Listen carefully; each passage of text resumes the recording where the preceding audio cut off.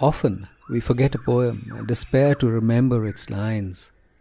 And even as we struggle to remember it all, what we don't forget is how it made us feel, how it changed our life or the way we thought of things. The poem stays back as a residue of unforgettable change.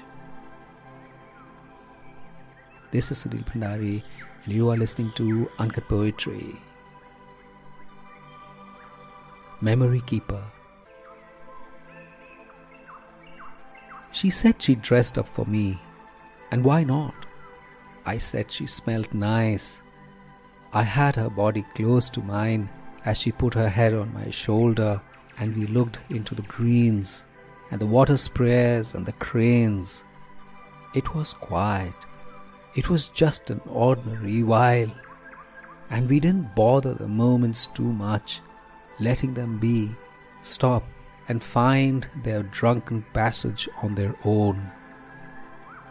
Sometimes I felt feelings grow in emptiness when we try the least, when we are not seekers, when we don't bother about discovering each other.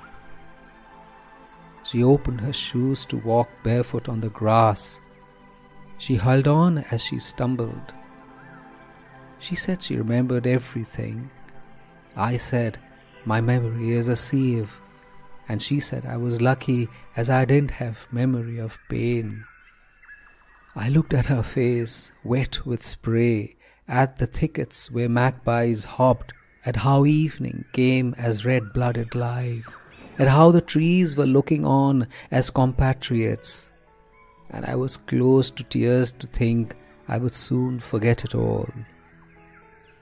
She linked her fingers to mine, put her left cheek to mine, and said, I can be your memory keeper. I can be your memory keeper.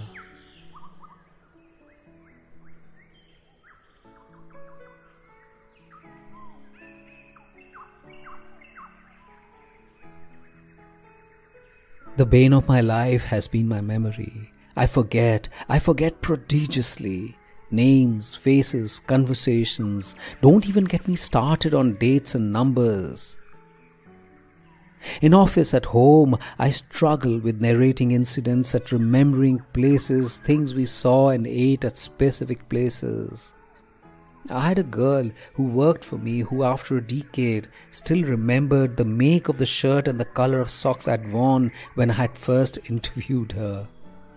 I guess there are bigger tragedies in life, but more than a patchy whitewash of remembrance, this creates a strange spiritual hole in me, which I carry as regret inside me. But on the flip side, I have also forgotten grievances and regrets. I forget details of battles. I've forgotten details of when friends had tried to pull fast ones on me, the pain some had left, the times I had wept into the night because words had hurt. I'd forgotten the details. Soon I'd forgotten who'd said or done what. Forgetfulness was then just another way for forgiveness, and I'm thankful for the blessing. But there are deeper cuts. I've forgotten details of the afternoon when my son was born. I've forgotten the look on my dad's face, ecstatic, I'm told, when I had passed my first professional exams, or my mother's hug, unending, I'm told, when she held the first copy of my first book. I've forgotten words spoken softly to me, poems written for me, silences I've shared, the memories of hands held in crowded rooms, playing the fool, the hijinks. The entirety of what is gone is like a lost country of reminiscence. And that hurts.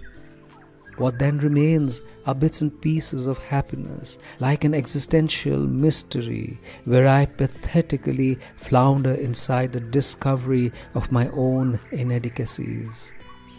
My happiness itself seems ragged and pockmarked. I have a permanent cave of dissatisfaction I walk around with. And I wish sometimes I would have a memory keeper, like the old royalty had. Someone doing a record keeping celestially or by being beside me. This poem is then a seeking of a blessing, a gentle yearning desire to remember, and if that's not possible, have someone I love to remember for me.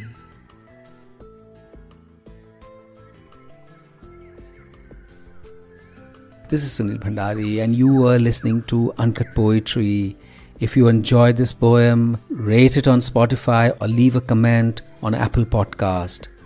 And I have a lovely newsletter called The Uncuts, which is like a Sunday dollop of warmth and fun and beauty. Subscribe to it. The link is in the show notes. And if you loved this episode, please do share it with someone you love. See you next week.